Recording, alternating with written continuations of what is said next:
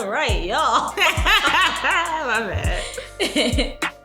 All right, y'all. We are back with another episode. Thank you for joining us. But once again, before we get too far, we'd like to reintroduce ourselves. Yes. I am Jackie. And I'm Shani. And you are watching and listening to The Mocha Message. I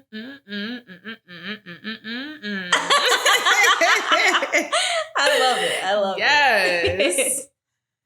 All right. So as y'all know, for season 5, we have been bringing y'all some gems. Yes. In the city of Atlanta. Yes. We bring in you businesses, different places to patronize. That's all right. We'll roll with it. I will fact check later. But different places for y'all to go for date night, for solo, if you just want to get out, enjoy the vibes in the city. And we're bringing another one to you, another Black woman owned and curated space, which is the Village Marketplace inside of Ponce City Market. This spot is really cool. It is curated by Dr. Key Holman, who is a really good friend of actually Dr. Joy. Okay. Yeah, let me find out. Yeah, she's a therapist herself, so they all in like that community. And pretty much the Village Marketplace is a place where there are several different Black businesses that are highlighted, things that stand for sustainability, things that are handcrafted, things that have like a social impact. There are things in there from clothing to hair to vitamins to even like board games. Yeah, which is really cool. Like I've seen some cookware in there. Have you know, you? I was like, Okay. okay, hold on, we might need to, give me a little something for coin. Hey, okay. yeah. But there's candles in there. It's just it's a really cool space because it's inside of a building, but it really does feel like you're walking through like a marketplace. Yeah. With all that's in there. So yeah, definitely check it out. It's really cool. Whenever I go in there, the people are always really nice, welcoming. Same. But I think one of my favorite things is when you walk in, you see a neon sign that says "Support is a verb." I don't even know if I have to say anything else off of that. I love that. But yeah, it's just, show up, support, whether, you show support through your dollar, whether you show support just by posting or talking about it, sharing, pointing other people in that direction. I think it's really cool. Yes. So. Shout out to the Village Market. Yes. So, as y'all can see, we have some books, right? As we were on our hiatus, we told y'all we were in our book bag. Yeah. Oh, that's cute. That is cute. But for real, we was in our book bag. Like, seriously. We've been knocking them down. And one of the ones that we enjoyed, read again, probably on our own time, probably keep by the nightstand. For sure. For reference is Sisterhood Heals. Yes. By our good friend Dr. Joy. Dr. Joy, give us a call. We want to talk to you. We really would love to sit down and chat with you. Man. And even this like subblurb, the transformative power of healing in community. That's it wraps up the book, honestly. Yeah, that's our episode, y'all. Like, subscribe. No, I'm just playing.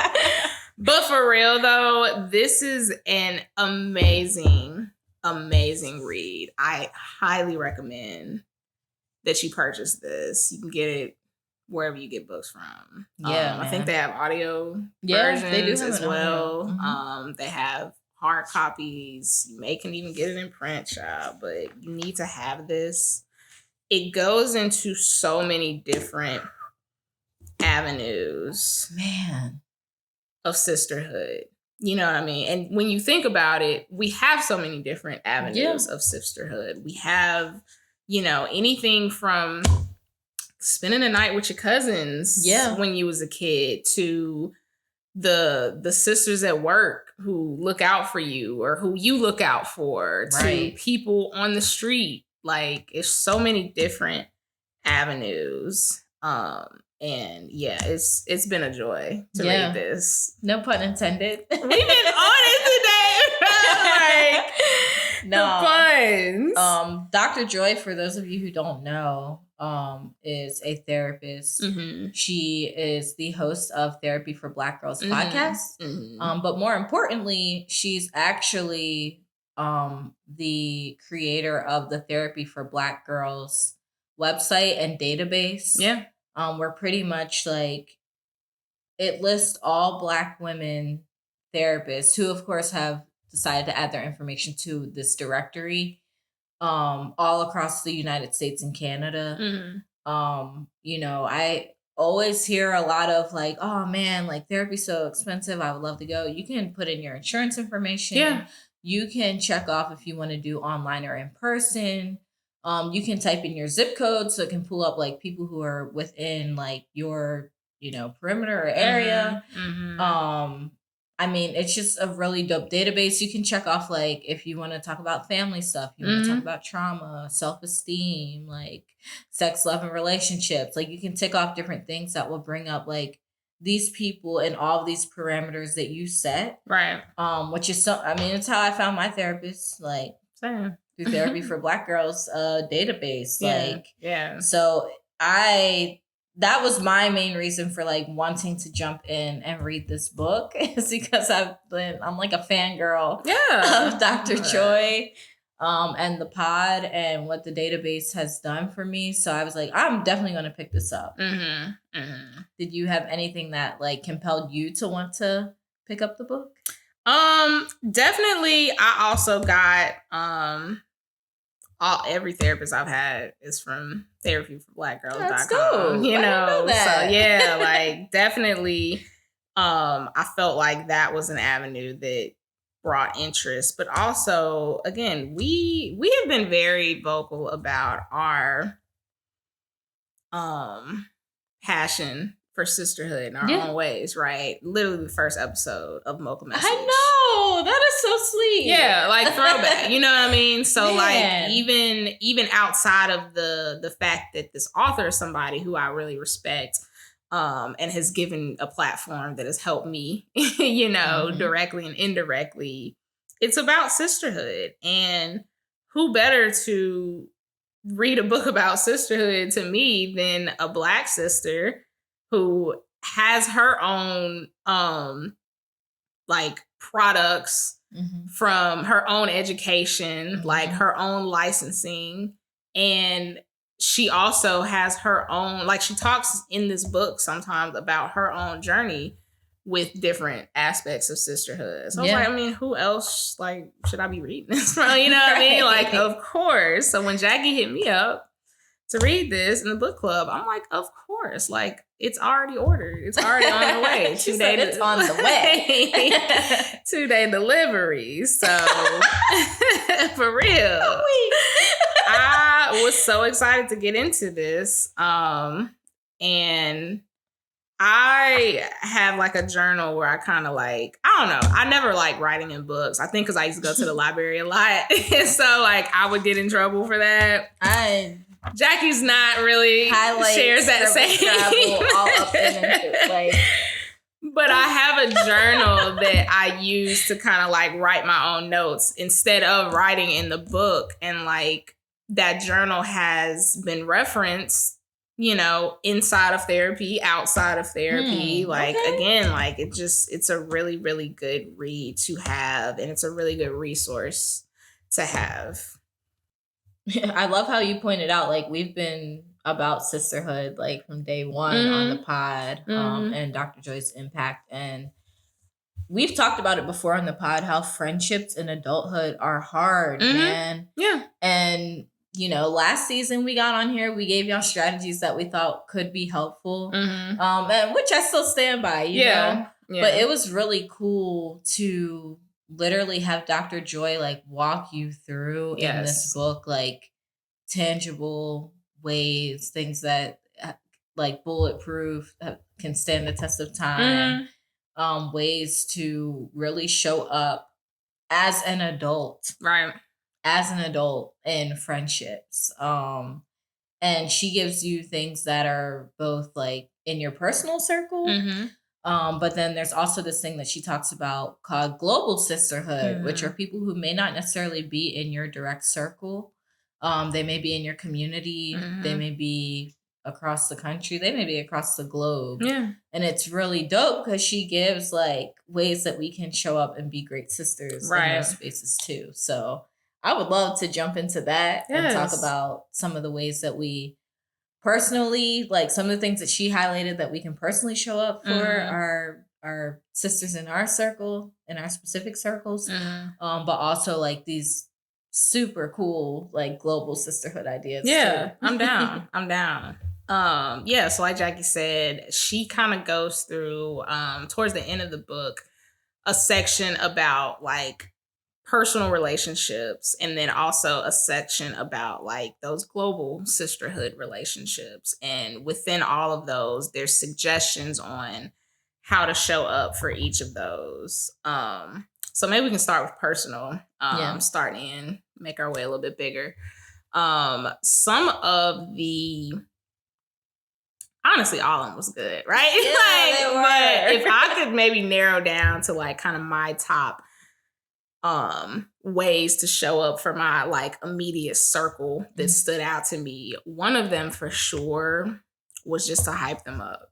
And it sounds so simple. You're great at that, actually. Like it sounds so simple, but like you never know what somebody may need to hear in any type of moment. You know what I mean? Like, and I promise you, it can be as simple as like a compliment about their hair. Yeah. It can be as simple as like, I see you like in the gym this week. Like that's really dope. Wow. You know what I mean? That's a good one. Yeah. Like I really, really love like that. It doesn't cost anything. Costs nothing. It costs nothing. It really doesn't even take any effort.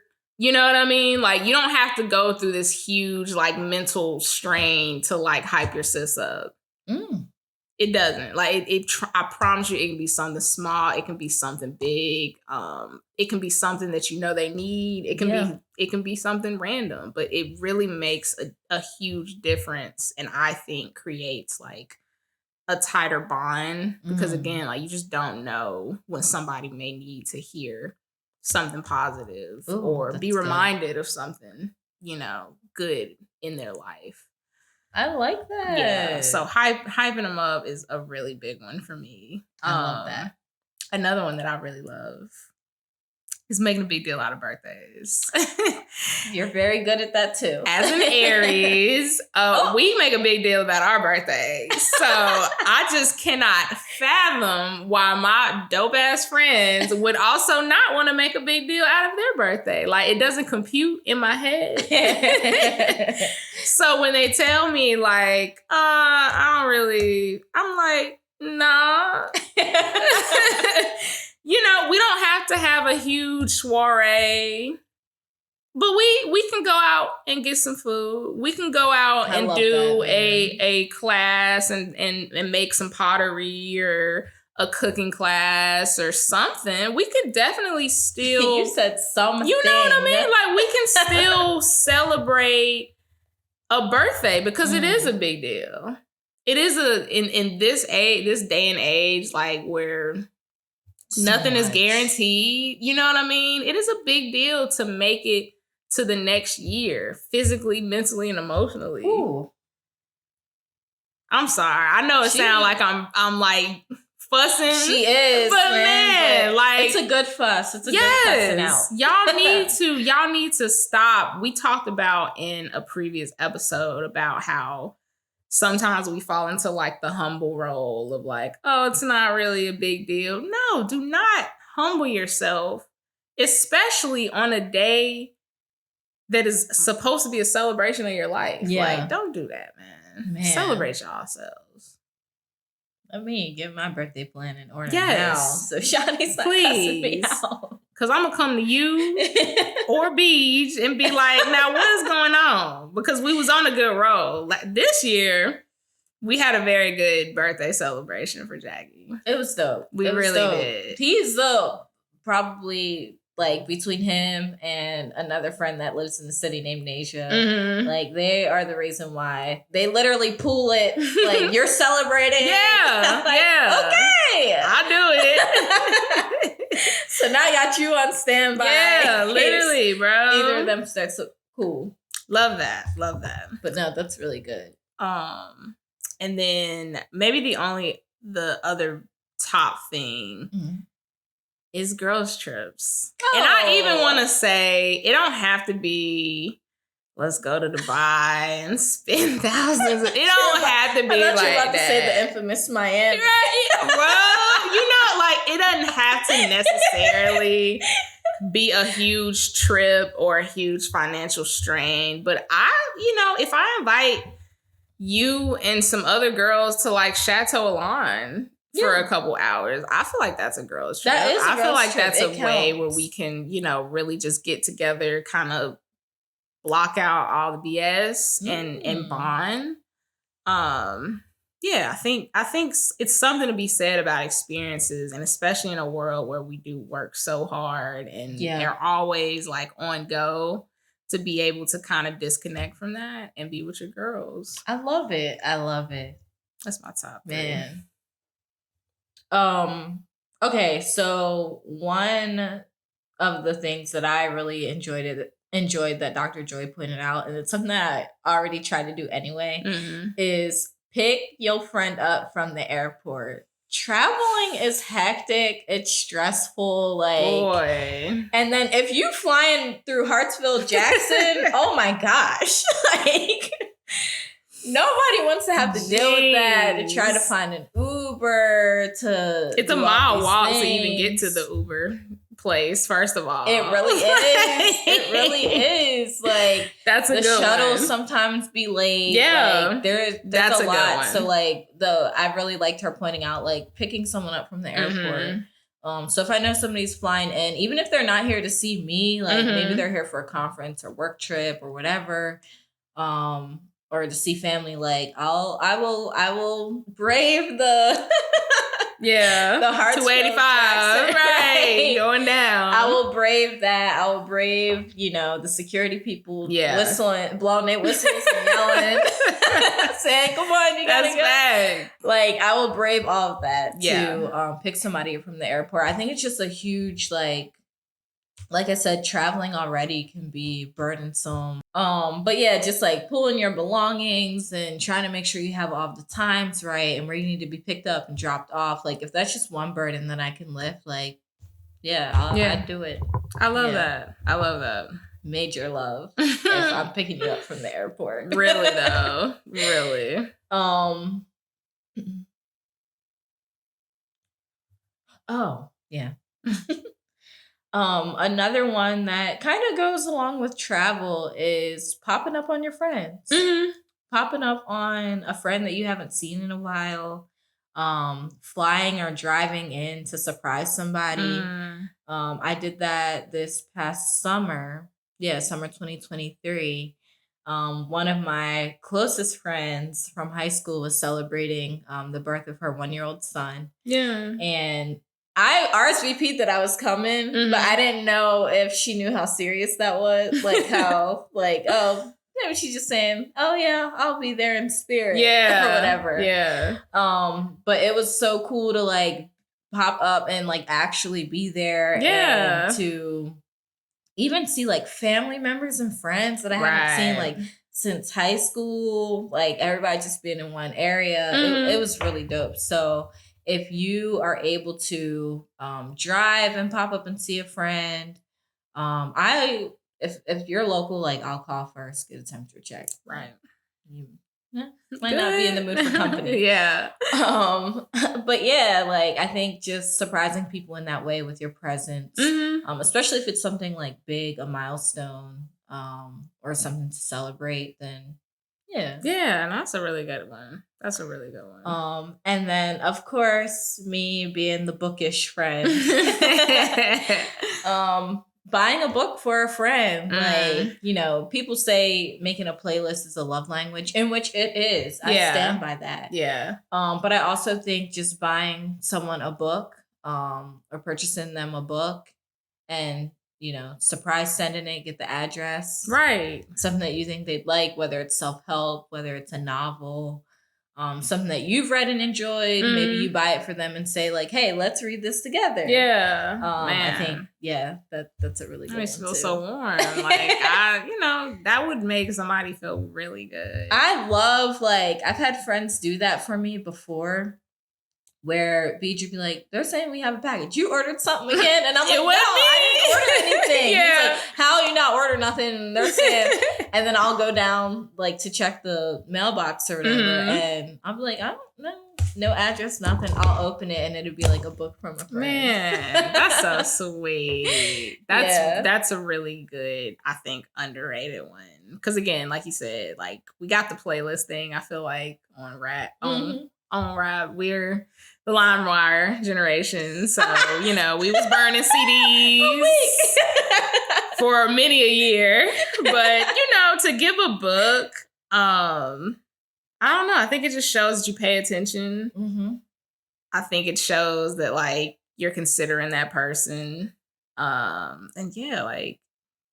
it's something that they can continue to use too. Right. You know what I mean? It's not a one-use type of thing. Yeah. So I really love that. So personal top 3, I think was all bankers for us. Yeah, man. What about the global sisterhood? What about the people who necessarily aren't in your immediate circle, but you come across them whether one time or a few times? Like, what are some of the top suggestions that really like caught your eye? Yeah. So one big one for me, huge, colossal, is sharing my medical providers.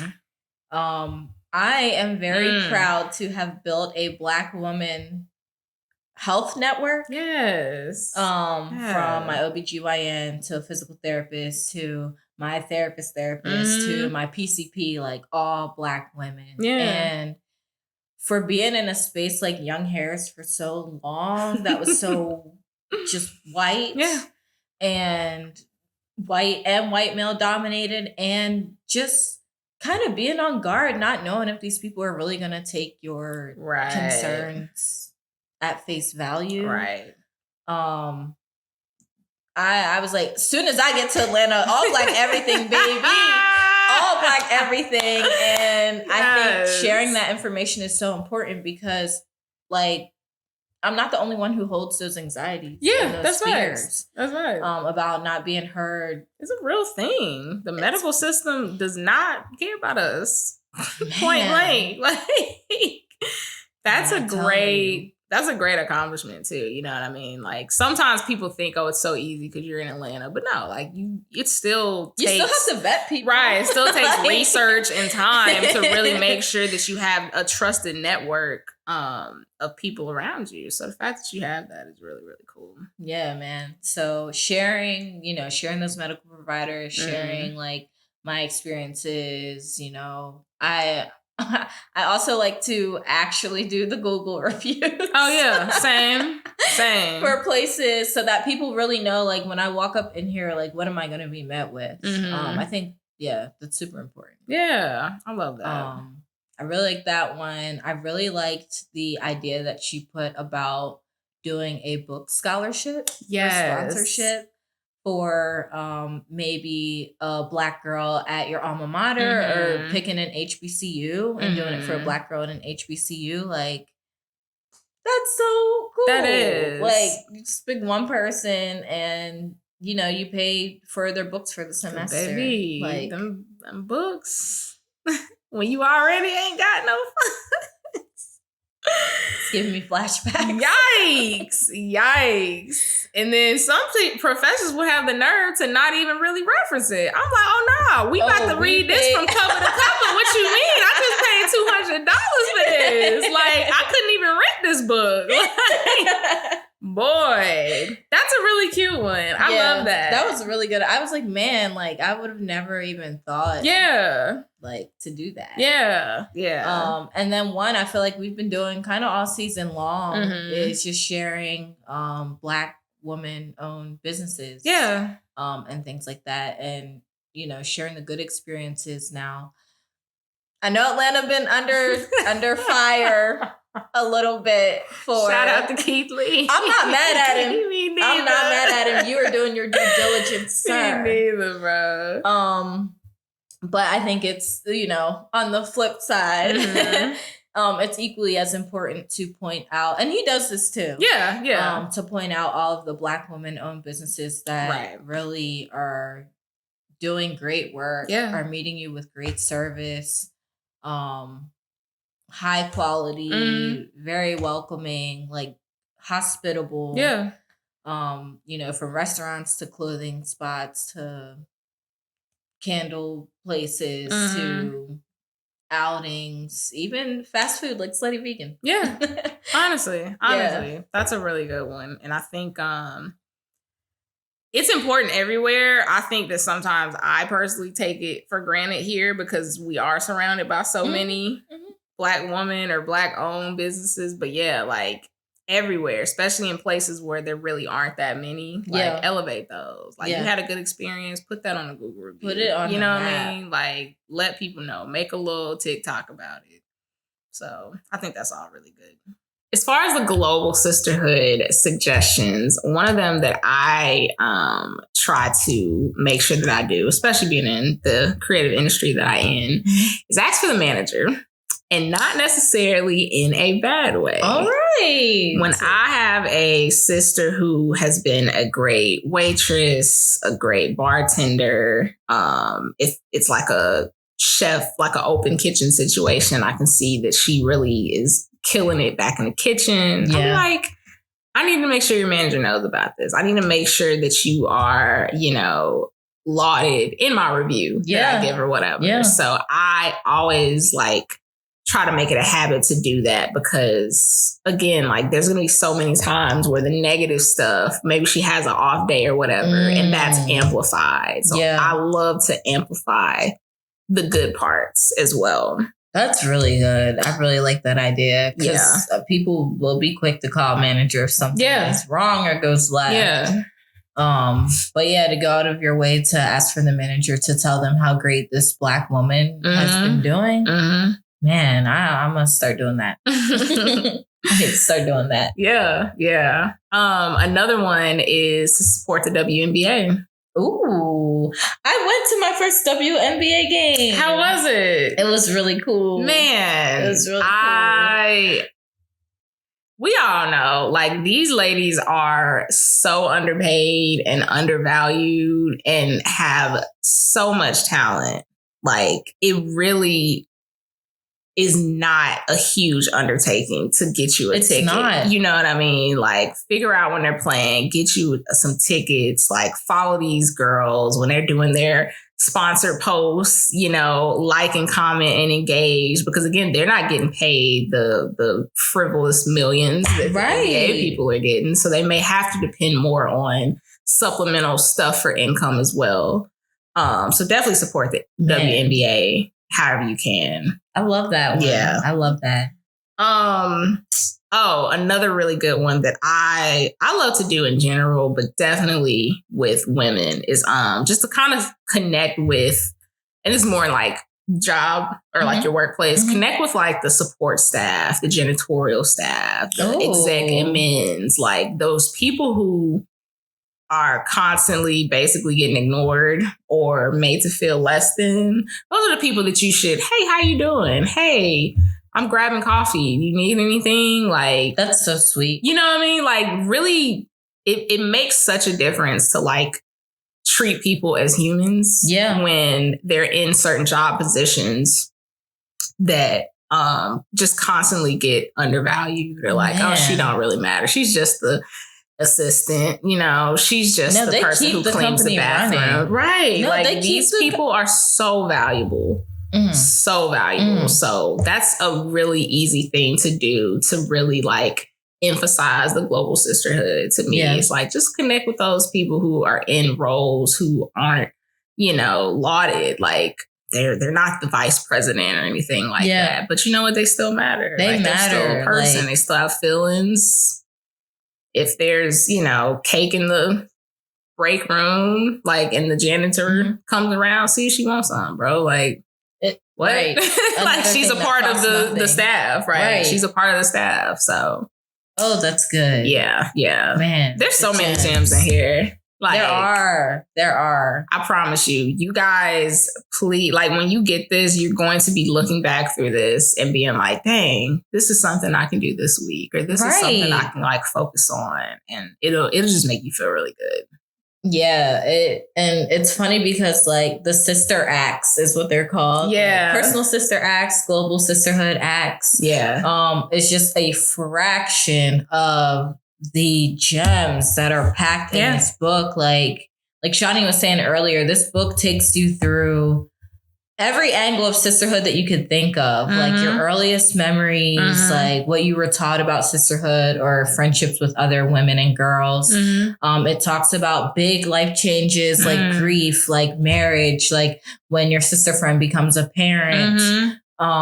It talks about that. It talks about how to make new friends as an adult, because you're like, it's difficult. When we were younger, a lot of making friends just came from like time, and we're all in the same place. We all have the same schedule. Like, it was easy. But now that everybody's schedule is scattered all over, and we all have several things that we need to do or get done, like, it can be hard to really be intentional. Oh, there's your word. Yes, come on. It can be hard to be intentional about making new friendships, or even like stepping outside of your comfort zone to make new friendships. Walks you through that. Walks you through friendship breakups. That's a big important one. And what happens when you kind of just like drift or go your separate ways. She talks about how, like, it could be just a natural drift. It could be a big falling out, and how to navigate all of that. Like, this book is just packed, like, with gems. A lot of research supported, a lot of psychological, and therapy practices and theories that have been implemented to help walk you through, like, the psychology behind it. It has everything from, like, educational to practical to everyday life stuff. Yeah, man. For real. It's a banger. It's an absolute banger. Man, the pen was like on fire as she's writing this. The keyboard was literally blowing up in smoke. Like, very, very, very good. So, and I promise you guys, like, again, we don't recommend stuff that we haven't, like, truly vetted and experienced for ourselves and would recommend to, a loved one. Like, we treat the Mocha Maven community as if you guys are a part of our sisterhood or tribe, because you guys are. So we promise you, like, we're serious about this. Please make sure you get this book. Yes. And with that, I think Jackie's going to close us out with the Mocha message. See how I did that? Right, like, in church? Right. Like, all the visitors, please stand up. Especially my sister Jackie right here. She gonna hit y'all the Mocha message. It's a really, really good one. Yes. So the Mocha message is a quote that comes from Gwendolyn Brooks, who is a poet and author in her own right. So yeah, it basically says, we are each other's harvest. We are each other's business. We are each other's magnitude and bond. Yes. And that, like, what can you say? Yeah, that wraps up the big point of a global sisterhood, And I think that there's a saying about, just like community, and what is it like? It takes a village. Yeah. Like, it's a saying, and that's a saying not only for raising a kid, but also getting through life. Like, it takes a village. You dropped real quick. That was a gem. For getting through life. Crazy. Ain't nothing too wild, but nah, for real. Like, Gwendolyn really hit it on the nail, and we can't go through life like singular. Like we have to make our sister's business our business. Yeah. And when she's hurting, we got to be there to help. When she's happy, we got to be there to celebrate. Like, and it manifests like tenfold. Yeah. Whatever you do out to me, like you get it back. So yeah, that's a word. But yeah, man, we got. We gotta stick together. Continue to uphold. Continue to extend grace to. Don't take this episode and be like, well, you ain't do this. X, Y, and Z, Like, we're no longer Sisterhood. Give people grace. This is an opportunity to like. Now that I know better, I'll do better. Yeah, so, exactly. Yes.